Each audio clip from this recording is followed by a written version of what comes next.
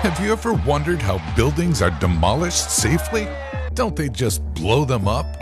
Or smash them to bits with a massive ball of metal? On a very basic level, yes, but it is a lot more complicated than that. Let's find out why. Generally speaking, demolition experts and developers have several options at hand to bring a building down. They can either cause it to implode with explosives, use a high-reach arm to progressively disassemble it, use the good old-fashioned wrecking ball, or choose selective demolition techniques. Which one they choose will depend on a variety of factors, including things like the size of the building, where it is located, what the building is made of, the reason for the demolition works, how post-demolition debris will be disposed of. Let's go through some of the techniques. Implosion is, hands down, the most dramatic and impressive way to end a building's life. It involves the liberal use of strategically placed explosives to take out the building's main supports. It is generally used on taller buildings, like tall chimneys, bridges, tower blocks, and skyscrapers that are usually located in urban areas. This technique usually focuses on the foundation and lower levels to make the building literally fall in on itself, succumbing to gravity. Implosive demolition is a very technically challenging process and can take months of planning and preparation to achieve.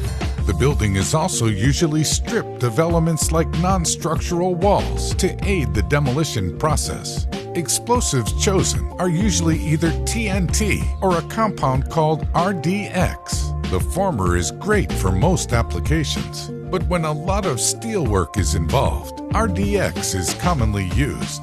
In most cases, structural columns are bored to plant explosives at the foundation and lower levels. This results in the building collapsing with the upper floors doing most of the work under the influence of gravity.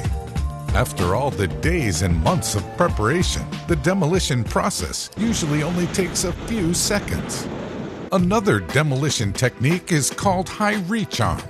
Usually the weapon of choice for buildings that are more than 66 feet tall. It involves using a base machine fitted with a long demolition arm on a telescopic boom. Various demolition tools, like a crusher, shears, or a hammer, take the building apart piece by piece. This is a common technique for reinforced concrete, masonry, steel, and mixed materials structures. It is considered safer and more precise than more traditional techniques like using a wrecking ball. Also known as crane and ball demolition, this is a tested method of smashing a building to smithereens.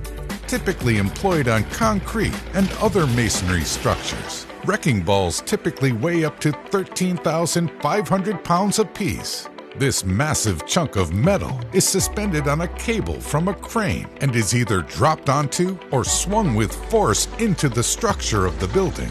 While the technique might sound very primitive, it is a highly skilled profession and requires expert control of each swing. One miss, and the entire wrecking ball assembly could tip over, or worse, hit something else. This technique also creates a lot of dust, vibration, and noise, and is not appropriate for some locations.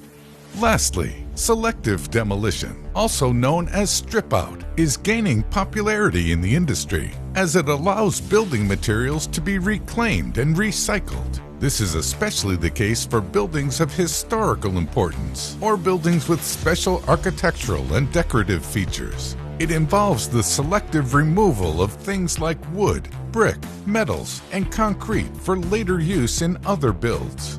The primary objective of this technique is to recover large amounts of reusable and recyclable materials in a safe and cost-effective manner.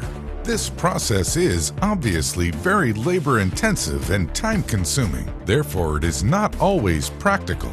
However a building is brought to its knees, any technique must be safe for both the demolition crew and any surrounding buildings, nearby public spaces, and of course, members of the public. When demolition goes wrong, it can go very, very wrong indeed. In fact, the occupation is widely considered one of the most hazardous in the world for obvious reasons.